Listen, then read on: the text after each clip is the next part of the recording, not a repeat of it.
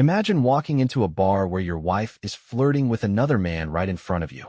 For 32-year-old Jake from Chicago, it's become a reality. Her laughter cuts like a knife, and his hand on her back ignites anger. But that's just the beginning. His wife's infidelity opens the door to shocking secrets and revenge that will turn their lives upside down. Will he be able to stop when the truth comes out? The River North tap pulsed with energy that Friday night. A chaotic symphony of clinking glasses, overlapping voices, and sharp bursts of laughter. Jake Evans, a 32-year-old engineer with a wiry build and shadows under his eyes, sat at a scratched wooden table in the corner, a lukewarm beer sweating in his grip. He wasn't a drinker, never had been, but Emily had dragged him here. "Come on, Jake, meet my friends. It'll be a blast," she'd chirped, her voice bright, her smile wide enough to light up the dimmest room. That smile used to make him feel invincible, like he'd hit the jackpot just by having her. Now, it felt like a blade twisting in his chest. She was across the bar, perched on a stool, her auburn hair glinting under the low-hanging lights. She leaned toward a guy, tall, square-jawed, with a grin that screamed trouble, laughing too loud at whatever he'd just said. His hand rested on the back of her chair, casual but possessive, and she didn't budge, didn't even flinch. Jake's fingers tightened around the bottle, the cold seeping into his skin. He tried to brush it off. Emily was a flirt, always had been. Charming strangers was her superpower. But then her hand grazed the guy's arm, lingering as she tilted her head to murmur something, her lips brushing close to his ear. Jake's stomach flipped, a sick heat crawling up his throat. This wasn't her usual game. "Hey, man." A voice broke through, low and cautious. Tim, his buddy from college, leaned in, his eyes flicking from Jake to the scene across the room. "That's not looking good, dude." Tim's words landed like a slap, sharp and unwelcome. Jake didn't respond. What was there to say? That his wife of 5 years was turning him into a spectator in his own life? That every laugh she tossed that guy's way felt like a punch to his ribs? He just stared, the air thickening around him, her voice cutting through the bar's hum. High, playful, edged with something he couldn't unhear. The guy, Luke, she'd called him earlier, leaned closer, his grin stretching wider as Emily swatted his shoulder with a giggle. "Oh, you're awful," she teased, her tone dripping with a warmth Jake hadn't heard in months. Luke chuckled, a deep, smug sound that echoed in Jake's skull. His vision narrowed, the edges blurring red. He'd seen enough. The chair scraped loud as he shoved it back, the sound swallowed by the bar's chaos. He stood, shoulders squared, and crossed the room in steady, purposeful steps, weaving past sweaty bodies and spilled drinks. The crowd parted like it knew something was coming. "Emily," he said, stopping just shy of her stool. His voice was level, a thin leash on the storm raging inside. She turned, her hazel eyes flashing surprise before that smile snapped back. Too quick, too brittle. "Oh, hey, Jake," she said, overly chipper, but he wasn't buying it. Not tonight. Jake's pulse hammered in his ears as Emily's forced smile faltered under his stare. The bar's noise faded to a dull roar, her "Hey, Jake" still hanging in the air like a flimsy shield. Luke shifted, his grin slipping into something sharper, sizing Jake up. "Everything okay, babe?" Luke asked, his voice smooth, too familiar. "Babe." The word hit Jake like a brick. "We need to talk," he said to Emily, his tone flat but ironclad, ignoring the guy entirely. She hesitated, glancing at Luke before sliding off the stool. "Sure, fine," she muttered, her cheer evaporating as she followed him to a quieter corner near the jukebox. "What's your problem, Jake?" she snapped once they were out of earshot, arms crossed tight. Her hazel eyes narrowed, daring him to make a scene. "My problem." He kept his voice low, but it trembled with the effort. "You're draped all over some guy while I'm sitting right there. What the hell are you doing, Emily?" She rolled her eyes, a dismissive flick that stoked the fire in his chest. "Oh, come on. Luke's just a friend." "You're overreacting, again." Her words were a match to gasoline. "A friend?" he shot back, stepping closer. "Friends don't whisper in your ear with their hands all over you." "I'm not blind." She huffed, turning half away like he was the unreasonable one. "You're being ridiculous. I'm having fun, something you've forgotten how to do." That was it. The casual jab, the way she brushed him off, it snapped something inside him. "Fine," he said, voice cold as steel. "Enjoy your fun." He walked out, her stunned silence trailing behind him, the bar's heat replaced by the sharp bite of Chicago's night air. But he wasn't done. Not even close. The next day, doubt gnawed at him, but so did suspicion. Emily came home late, her hair mussed, her excuse flimsy, girls' night ran long. Jake didn't buy it. He waited until she was in the shower, then grabbed her phone from the kitchen counter. Locked, of course, but he knew her PIN, her sister's birthday. The screen lit up, and there it was, text to L. Last night was amazing. Can't stop thinking about you. Sent at 2 a.m. His gut twisted. Another. He's clueless.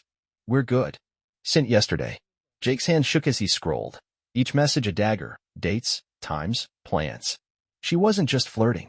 She was cheating. He couldn't breathe, but he couldn't stop either. Friday night, he tailed her. She said she was meeting friends, but her car pulled into a seedy motel off I-90, the neon sign flickering vacancy. He parked across the lot, lights off, and watched. Luke's truck was there. Then Emily stepped out, glancing around before Luke met her at the door, pulling her into a kiss that made Jake's fist clench. They disappeared inside, and he sat there, engine idling, rage boiling over. She wasn't just betraying him, she was planning something. A text from last week flashed in his mind. Soon, we won't have to sneak. She wanted out, and she thought he'd never know. Jake's car engine hummed in the motel lot, the neon glow casting jagged shadows across his face. Emily and Luke were still inside, oblivious, while every nerve in his body screamed for answers or payback. He didn't storm in, didn't smash anything.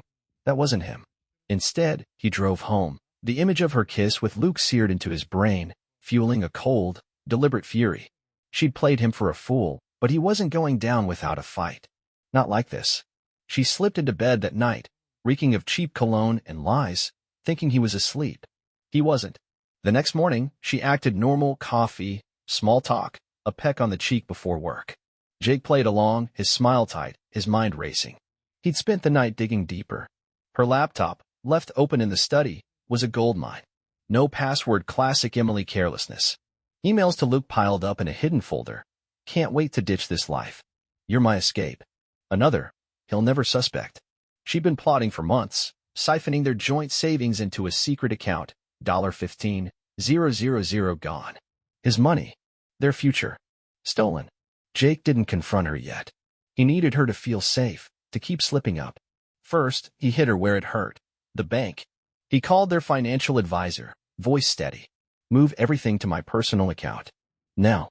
It was all in his name. She'd never bothered with the details, so it was legal. By noon, their joint balance was $50. She'd notice soon, but he wasn't done. Next, the social strike. At a buddy's barbecue, he dropped subtle bombs. Emily's been weird lately, he said to their friend Mia, sipping a beer. Distant. Secretive. I don't know what's up. Mia frowned, glancing at her husband. The whispers spread like wildfire. By week's end, Emily's invites dried up. No more brunches, no more game nights. She was out. Then came Luke. Jake didn't need to touch him. Words were sharper. He found Luke's wife on Facebook, a sweet-looking woman named Kara, and sent an anonymous message. Check your husband's Thursday nights. Motel off I-90. Red truck. Photos from his stakeout followed, time-stamped. He hit send and waited. 2 days later, Emily called him, voice shrill. What did you do, Jake? Luke's gone. His wife kicked him out. He leaned against the counter, calm as ice. Sounds like his problem. Not mine. Her world was crumbling, and he'd barely lifted a finger. She came home that night, face flushed, eyes wild. The bank account's empty. Where's the money? She demanded, slamming her purse down. Safe, he said, meeting her glare. You don't get to bleed me dry while you screw around, Emily. Her mouth opened, then shut, shock replacing fury. You can't, she started. I can, he cut in. And I did. She stormed out, tires squealing, but he knew she'd be back. She had nowhere else to go now. Jake sat in the dark, the silence heavy, a grim satisfaction settling in. This was just the start. She'd feel every ounce of the pain she'd dealt him. Rain streaked down the windows of Jake's Chicago apartment, the steady drumbeat matching the storm brewing inside him. Emily was gone, had been for days, crashing at her sister's after he'd gutted her world. The bank account, her friends, Luke, all stripped away with surgical precision. Jake should have felt victorious, but the quiet gnawed at him. Revenge was supposed to heal the ache, not hollow it out. He sipped a whiskey, staring at the dark TV screen, when his phone buzzed. Emily's name flashed. He almost ignored it, but curiosity, or maybe spite, won out. What? He answered, voice flat. Jake, I need to see you, she said, her words shaky, raw. Please. It's important. He scoffed. You don't get to call the shots anymore. A pause, then a sob broke through. I'm begging you. 5 minutes. Something in her tone, desperation, not manipulation, caught him off guard. Against his better judgment, he agreed. Fine. Here. Now. An hour later, she stood on his porch, drenched and shivering, her auburn hair plastered to her face. No makeup, no bravado, just a shadow of the woman he'd loved. He let her in, arms crossed, defenses up. Talk, he said, leaning against the wall. She clutched a soaked jacket, eyes darting like a trapped animal. I messed up, Jake. Worse than you know. He raised an eyebrow. Yeah, I got that from the motel. She flinched, then sank onto the couch, hands trembling. It's not what you think. Luke, he wasn't just some fling. He had me over a barrel. Jake's jaw tightened. What's that supposed to mean? She took a ragged breath. I owed money, $20,000. Credit cards, stupid bets, stuff I hid from you. Luke found out. Said he'd tell you, ruin me, unless I played along. Her voice cracked. I didn't want it. I didn't love him. I was scared. Jake stared, his mind racing. Blackmail? It sounded like a desperate lie, but her fear felt real. You expect me to believe that, he snapped. After all the texts, the sneaking? She nodded, tears spilling. I know how it looks. I hated myself every second. But he kept pushing more time, more lies. I thought I could fix it, get free, but it snowballed. She pulled a crumpled envelope from her pocket, sliding it across the coffee table. Proof. Receipts. Threats he sent. He snatched it, ripping it open. Inside were printouts, text from Luke. Pay up or Jake finds out. A loan slip with her signature. Dates matching her girls' nights. It checked out, but rage still burned. Why didn't you tell me? He demanded. I could have helped. She looked away. I was ashamed. You'd have hated me anyway. He paced, the room shrinking around him. So you humiliated me instead? Let me think I wasn't enough. I'm sorry, she whispered, voice breaking. I lost everything, friends, you, my dignity. I deserve it. But I had to tell you the truth. Jake stopped, staring at her crumpled form. Part of him wanted to throw her out, let her drown in the mess she'd made. But another part, the part that once loved her, wavered. Was she a victim too, or just a better liar? He didn't know anymore. Get out, he said finally, low and firm. I need to think. She nodded, defeated, and shuffled into the rain. The door clicked shut, leaving him with the envelope and a choice he wasn't ready to make. The rain had stopped, but the air in Jake's apartment hung heavy, thick with the weight of Emily's confession. The envelope sat on the coffee table, its contents mocking him, proof of her blackmail, her fear, her betrayal. He tossed back another whiskey, but it didn't dull the chaos in his head. Luke had trapped her, sure, but she'd still chosen to lie, to sneak, to let that creep's hands roam her in a bar while Jake watched. Blackmail didn't erase that. He paced, the hardwood creaking under his boots, torn between fury and a flicker of pity he hated feeling. Days passed in a blur. Emily texted once, I'm staying with my sister. I'll leave you alone if you want, but he didn't reply. Instead, he dug deeper. A call to the bank confirmed her debt. A friend in IT traced Luke's number to more threats. It was real. She'd been cornered, but she'd also played the game. Jake's revenge had already hit her hard. Empty accounts, no friends, Luke's marriage imploded. But now what? Crush her more, or let her crawl out of the wreckage? He needed closure, not just retribution. A week later, he called her. Meet me at the diner on Clark Street. Noon. Her, okay, was quiet, resigned. He got there early, staking out their old booth, the one where they'd laughed over pancakes years ago. She walked in, thinner, eyes sunken, a ghost of the vibrant Emily he'd married. She slid in across from him, hands clasped tight. Thanks for this, she mumbled, staring at the table. I didn't think you'd want to see me. I didn't, he said, voice steady. But we're finishing this. She nodded, bracing herself. He leaned forward, elbows on the table. I saw the proof. Luke's a dirtbag, and he had you scared. I get that. But you didn't trust me enough to tell me.